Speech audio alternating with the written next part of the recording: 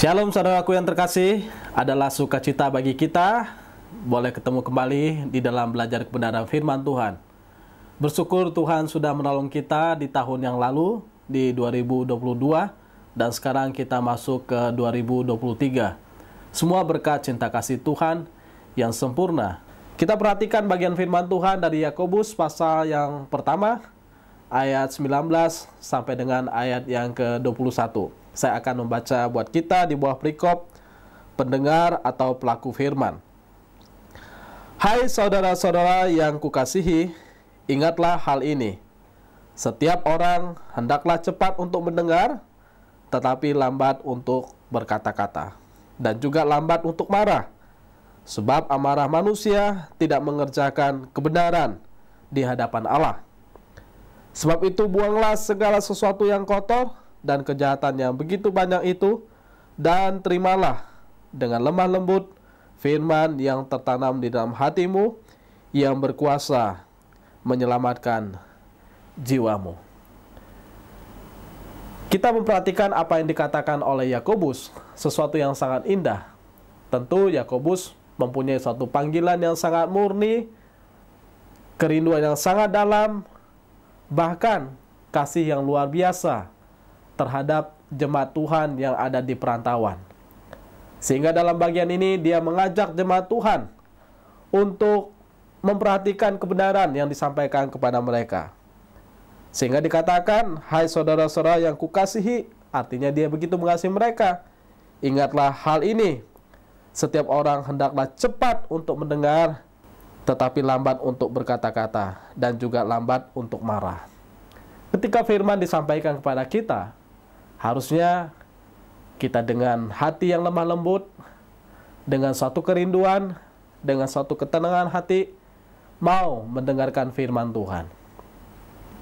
Waktu firman Tuhan disampaikan, kita tidak serta-merta merasa kita sudah tahu, apalagi sok tahu terhadap berita yang disampaikan kepada kita.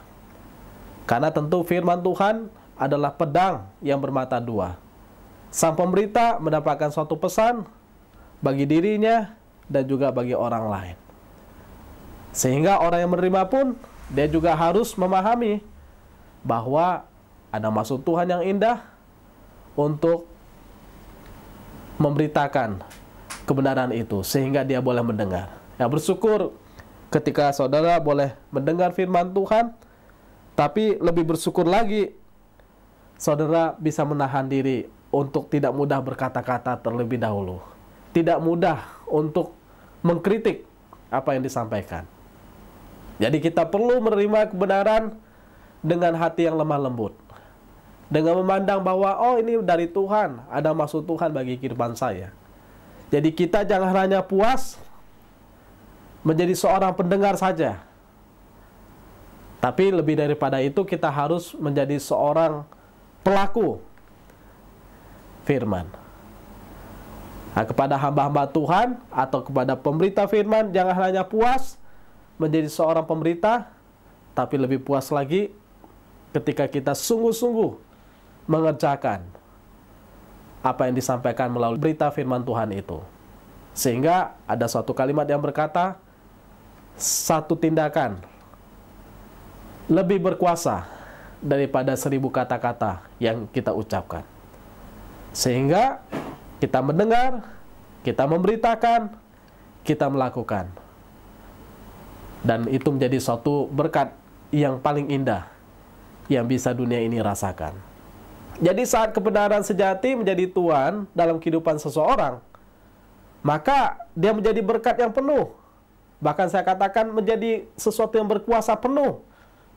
Dia akan bertahta, akan menguasai, akan memimpin kehidupan seseorang. Supaya seseorang itu mengalami suatu berkat penuh di hadapan Tuhan, mengalami kemenangan di dalam imannya, pengharapan kasih kepada Tuhan. Jadi bukan sekedar angan-angan atau slogan saja, tapi firman Tuhan betul hidup dalam kehidupan dia. Sehingga orang yang merasakan firman Tuhan hidup dalam kehidupan dia, dia akan hadir membawa jawaban, membawa harapan, membawa sukacita, membawa kasih. Karena ada perubahan ada sorga dalam kehidupan dia yang dinikmati oleh orang lain.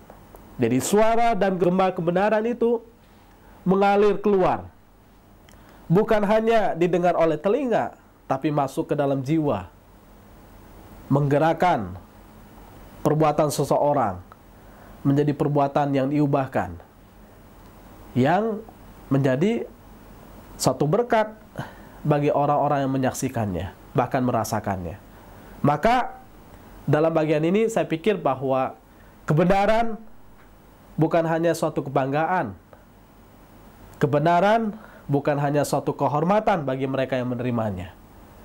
Tapi kebenaran akan menjadi buah yang hidup, yang mendatangkan hormat bagi nama Tuhan. Jadi jangan hanya bangga kita boleh dengar kebenaran, jangan hanya bangga kita boleh memberitakan kebenaran, banggalah kalau kebenaran itu hidup dalam kehidupan kita dan menjadi berkat bagi orang lain. Sehingga betullah bahwa kita itu menjadi garam dan terang di mana kita ada.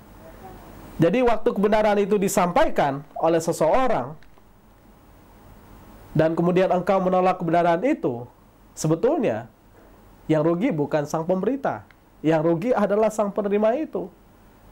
Dengan respon yang salah, dia rugi karena dia tidak menikmati kebenaran yang akan ditabur bagi dirinya. Padahal kebenaran ini dapat kita gambarkan seperti benih yang dibutuhkan. Misalnya benih itu ditabur di satu tanah. Ketika tanah itu tidak menerima benih itu ditabur, tanah itu menjadi kering, maka tanah itu tidak menjadi berkat. Tapi ketika tanah itu menerima, dia menjadi gembur. Kemudian dia akan menghasilkan buah, menumbuhkan benih-benih, dan dia bermakna. Nah, ini sesuatu yang sangat indah. Ini suatu perumpamaan ketika kebenaran itu kita terima, ada benih yang hidup dalam kehidupan kita, maka hidup kita ini menyaksikan kemuliaan nama Tuhan, ada buah yang mengalir di dalamnya, hidup kita menjadi bermakna. Nah, kalau sekedar dengar kebenaran yang indah, kemudian kebenaran itu tidak hidup dalam kehidupan kita, ya tidak ada artinya. Kita penuh dengan teori, tapi tidak ada kehidupan nyata. Itu sama dengan tong kosong. Tidak ada manfaatnya. Jadi kadang-kadang memang seseorang itu harus dipaksa untuk mendengarkan suatu kebenaran. Kadang harus dipaksa untuk melakukan kebenaran. Mungkin sesuatu yang sulit bagi seseorang yang harus dipaksa. Tapi suatu saat ketika dia boleh bertumbuh, boleh menikmati pekerjaan Tuhan, dia akan berkata, wah terima kasih Tuhan. Ternyata ada maksud Tuhan bagi kehidupan saya. Maka jangan cepat marah, jangan cepat tersinggung, jangan cepat ngambek ketika ditegur oleh firman Tuhan. Nggak selalu pengkhotbah, pemberita firman dengan serta-merta mempunyai motivasi untuk menegur kita. Mungkin itu memang tujuan Tuhan untuk menegur, sehingga kita tepat pada hari itu. Memang kita waktu dengar firman Tuhan, telinga kita panas, hati kita mungkin panas, tapi terimalah firman itu dengan lemah lembut. Kalau engkau menerima, engkau berbahagia.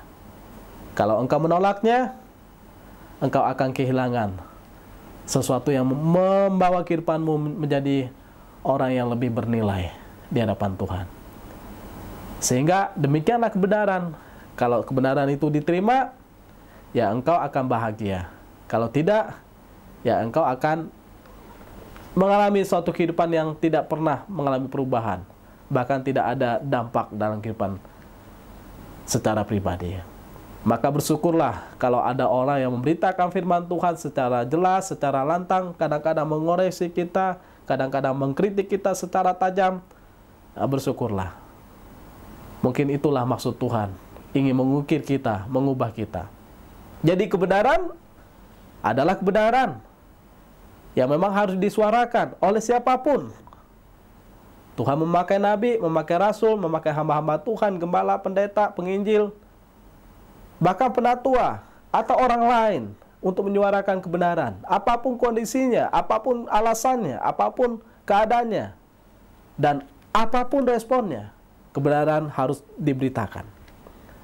Karena kebenaran selalu hidup, dia selalu relevan, dia selalu bermanfaat untuk mengajar kehidupan kita. Karena firman Tuhan adalah pelita bagi kehidupan kita dan terang bagi jalan kehidupan kita. Maka sebetulnya kalau kita berkata bahwa tahun ini adalah tahun yang gelap, jangan-jangan kita terlalu khawatir karena kita tidak pernah membaca firman Tuhan. Memang Tuhan tidak pernah menjanjikan bahwa hari-hari selalu lancar, langit selalu biru. Tapi yang Tuhan janjikan adalah dalam situasi apapun dia selalu menyertai kita. Kita bisa perhatikan dalam perjalanan sejarah, bangsa Israel jatuh ke dalam tangan Babelonia. Toh Tuhan menyertai mereka di sana. Dari Babelonia mereka jatuh ke tangan Media Persia. Tuhan pun berserta dengan mereka di sana. Ada suara daripada nabi yang digemakan di sana. Setelah itu mereka jatuh ke dalam tangan Yunani. Tuhan pun ada di sana menyertai mereka, menghibur mereka, menguatkan mereka. Dan berita Injil, kebenaran Tuhan ada bersama dengan mereka. Lalu mereka jatuh ke dalam tangan Roma. Kekuasaan pemerintah Roma yang luar biasa. Tangan Tuhan pun menyertai mereka. Apalagi dalam kondisi sekarang. Saya meyakini bahwa tangan yang sama selalu menyertai kita. Seperti janjinya. Dia tidak pernah membiarkan, dia tidak pernah meninggalkan, bahkan penyertaannya sampai kepada akhir zaman. Jadi beritakanlah kebenaran. Seolah-olah Anda memiliki sejuta suara. Dan suara itu memang daripada Tuhan, bukan daripada saudara.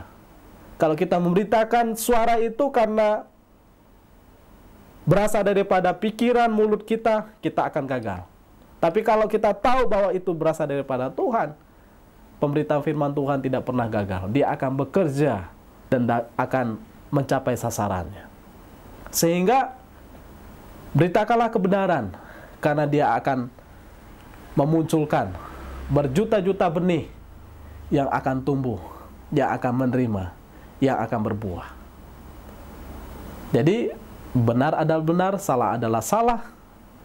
Ya, kita memang harus tetap berpegang pada kuasa Tuhan, hikmat Tuhan, bijaksana Tuhan, untuk memberitakan kebenaran daripada Tuhan. Memang memberitakan kebenaran itu sulit, tapi lebih sulit lagi kalau kita lari dari tanggung jawab kita. Kalau kita melihat orang-orang yang tidak mendengarkan kebenaran menjadi binasa. Jadi kebenaran itu seperti sungai, ya, arus sungai yang terus mengalir tanpa henti. Ia akan memotong batu, bukan karena kekuatannya, tetapi karena kegigihannya. Jadi kita bukan orang yang hebat, tapi Tuhan memakai kita menjadi pribadi yang melaksanakan kehendak Tuhan. Jadi kebenaran diberitakan membawa kehidupan dan perubahan. Dia akan menyelesaikan permasalahan dalam kehidupan manusia. Maka jangan cepat marah, karena kemarahan tidak mengerjakan kebenaran di hadapan Allah. Jadi ketika seseorang marah, sebetulnya dia berhadapan dengan Allah sendiri. Itu maksudnya dalam bagian ini. Karena sebetulnya kebenaran yang diberitakan itu berasal daripada Allah. Jangan marah. Kalau firman Tuhan itu memang benar, kita harus berani terima, meskipun itu pahit. Tapi maksudnya benar, supaya kita berubah, supaya kita kembali ke jalan Tuhan, supaya kita hidup bermakna, dipakai Tuhan memuliakan namanya. Sebab itu buanglah segala sesuatu yang kotor dan kejahatan yang begitu banyak itu, dan terimalah dengan lemah lembut firman yang tertanam di dalam hatimu, yang berkuasa menyelamatkan jiwamu. Jadi firman itu tertanam di dalam hati kita, dan firman itu berkuasa menyelamatkan jiwa kita. Jadi jauh sasarannya, supaya kita ini tidak binasa. Lebih baik mana? Kita jengkel atau kita terima? Kita jengkel, kita marah, kita binasa. Kita terima, meskipun itu pahit, kita diselamatkan. Sama seperti orang minum obat. Kadang-kadang obat yang kita minum pahit, tidak enak. Sama seperti obat yang harus disuntikkan dalam tubuh kita. Waktu disuntik sakit sekali. Tapi ketika itu masuk, maka menjadi berkat. Menyembuhkan kita. Begitulah firman Tuhan. Menyembuhkan kita, menyelamatkan kita, mengubah kehidupan kita, sehingga kita menjadi pribadi yang baru. Jadi kebenaran datang untuk mengusir segala kegelapan, untuk mengusir segala kekacauan, bahkan dosa yang ada dalam kehidupan kita. Sehingga kebenaran itu ada maksudnya. Karena itu buanglah segala sesuatu yang kotor dan kejahatan yang begitu banyak itu. Jadi kejahatan itu diusir oleh kebenaran. Ingat, sehebat-hebatnya kegelapan tidak mampu menguasai terang daripada Tuhan. Jadi kebenaran itu adalah terang yang dimaksudkan untuk hadir mengusir kegelapan yang menguasai kehidupan kita, sehingga kita bisa melihat dengan benar terang daripada Tuhan. Yang mabuk berhenti mabuk, yang berzina berhenti berzina, yang suka melawan Tuhan berhenti melawan Tuhan, sekarang melakukan kehendak Tuhan. Yang serakah berhenti serakah. Nah, sekarang kita hidup tunduk pada ketetapan Tuhan dalam kehidupan kita. Bukan kita lagi yang menguasai kehidupan kita. Sekarang Kristus hidup dalam kehidupan kita. Sehingga ketika kebenaran firman Tuhan diberitakan, kita terima, mengubah kehidupan kita, dan membawa kita untuk hadir menjadi berkat bagi orang lain. Jadi kita menerima kebenaran, dan kebenaran itu memerdekakan kehidupan kita. Kebenaran yang kita terima menjauhkan kita daripada segala kejahatan. Kebenaran yang kita terima mendekatkan kita kepada Tuhan. Dan kebenaran yang kita terima menyelamatkan tubuh kita secara jasmani ini, supaya menjadi tubuh yang sehat, tubuh yang dipersembahkan kepada Tuhan. Bahkan menyelamatkan tubuh jiwa kita secara rohani, supaya tubuh jiwa kita ini dipersembahkan kepada Tuhan. Firman Tuhan berkata, kalau kita hidup untuk Tuhan. Kalau kita mati untuk Tuhan. Bagaimana bisa? Karena firman Tuhan berkuasa atas kehidupan kita. Kiranya firman Tuhan ini menolong kita untuk hidup tepat, sejalan, seturut dengan kehendak Tuhan. Terpujilah nama Tuhan. Amin.